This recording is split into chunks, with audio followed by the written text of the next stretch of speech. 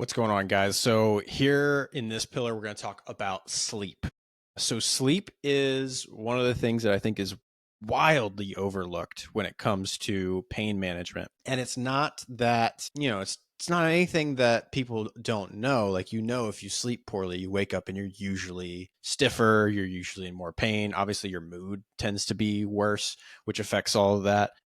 And again, we're going into this concept of aches and pains, mobility, that is just a vastly complex topic. And it's incredibly complex from person to person. It changes, why pain happens to us. Sleep is one of the things that we absolutely have to address.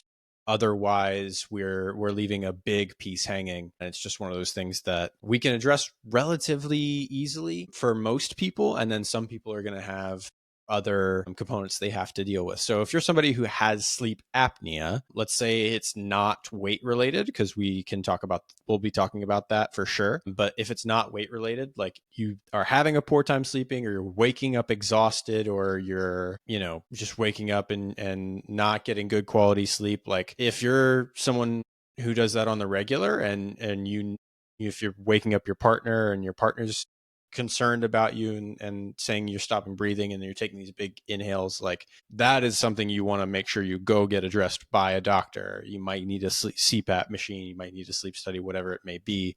You definitely want to address those things, because that can be fatal under the wrong circumstances, excuse me. So that's something you definitely want to address. When it comes to sleep, moving kind of in a different direction, for the average person, when it comes to sleep, establishing a routine that is consistent is one of the things that's most overlooked, and it seems so straightforward, but that really is the thing.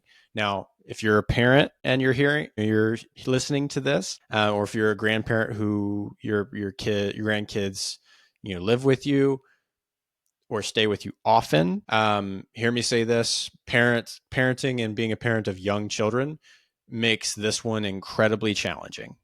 So I hear you. I have a 19-month-old myself at this point, with another one on the way. And so I hear you. And I know that there might be some things that I say that you just, for whatever your personal situation is with your child, like it does not apply. Hear me say that first, so that please just disregard anything that straight up does not apply to you because of your situation. Do the best you absolutely can. Like if you can, however many days per week or whatever time you can get that's consistent with your sleep, do it. And we'll talk through. If you need to talk through individual strategies, you could reach out to me and we can do that. So going in here, we want to establish an early routine with our sleep. One of the things, you absolutely need 7 hours on average, minimum required, to promote pain reduction in an adult, in the average adult.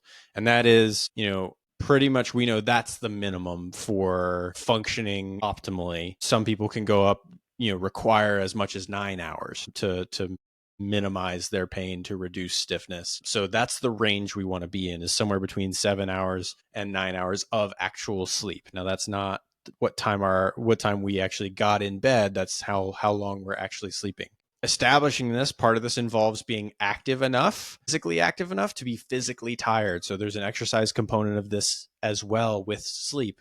We want to make sure that we're meeting our minimum exercise guidelines, 90 minutes a week of moderate cardiovascular training, 90 minutes a week of moderate strength, moderate intensity strength training, and a variety of that mixed throughout the week, or just, 2 hard sessions. So that's, those are the minimums that we want to do. I like to spread those out, make sure that each day we have something that is physically tiring for us, so that when we do hit the pillow, like our body has gotten to the point where we're actually tired and we can actually relax and calm down, and our body's not seeking that movement, which is sometimes why, it can be challenging to go to bed at night, even if we've done everything right. When it comes to other components of this, we want to make sure that we use our body's natural circadian rhythm to the biggest benefit that we possibly can. So, I think it's something that's been a little overblown recently, but it is important to get some early sun exposure. It is important to reduce the light,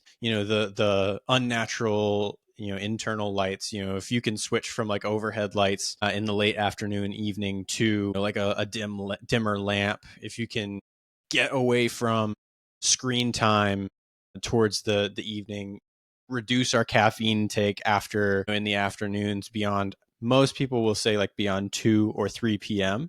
Like you want to make sure that you've taken in your daily caffeine intake before that time, whatever is appropriate. Again, that's one of those things that depending on your situation, your job, your kids, might be a real challenge, but it's one of those things that if you can endeavor to do it as best as possible, it's going to yield results. And again, getting that consistent, intense exercise that is going to help you. And for you, intense exercise might just be, hey, I got on the stationary bike or I went for a walk. Or if heavy lifting is the only exercise, so say for example, you have a knee pain or knee, ankle, foot, hip pain that makes it really challenging for you to have an intense exercise session. One of the things that I've recommended to people in the past and still do is if you get a gym membership, and Planet Fitness has these, but also like a local hospital gym might also have these, where it's either a new step or a hand bike, the machine that you just essentially can add resistance to, and you can bike with your hands essentially. That's one of those things that it's just an adaptation that it's not optimal, so to speak. It doesn't give you the biggest workout that you can absolutely have. But in your specific situation, if you can't get that out of, for whatever reason with your legs, it's a way that we adapt and we improvise and change what we need to in order to overcome and get what you need. So when it comes to sleep, like I said, establishing a routine, what I like to do is establish, all right, what is my I want to establish a consistent bedtime where I'm getting in bed by this point. Which is usually, at least for me, it's at least 15 to 20 minutes prior to when I need to be asleep. That's when I want to establish that time. You might be, if it takes you a long time to fall asleep, it might be longer. Another component is sleeping with a sound machine. And these are becoming more and more popularized, and I am grateful for that. They do help you drown out the excess noise and fall asleep. And if you can find one that mimics the outdoors that you like, great, even better. Having a sound machine, you want to sleep in a cool, dark environment. You want to make sure that, like I said, limiting screen time, especially in that last 30 minutes to hour right before your head hits the pillow, is one of those things that gives our eyes a break, allows us to decompress. I personally like reading, praying, meditating, journaling for that purpose, like spending that time doing those things, because it's also going to help us manage our stress. And we'll talk about that in the next video. That's what I like to use that time for, so that I feel like I'm not just sitting there for, the last 30 minutes. But it might be that your routine looks like, all right, I could even set an alarm.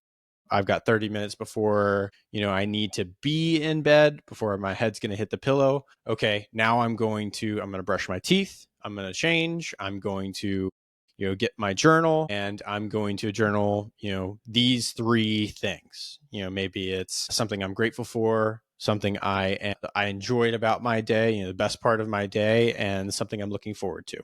That's just a quick example of a brief journaling prompt. But that's my talk on sleep. Again, establish a routine, establish those time periods, be consistent. And what I like to tell people is be consistent right off the bat, as much as possible, straight up for 2 weeks, and see if things don't change for you. I can almost guarantee they will.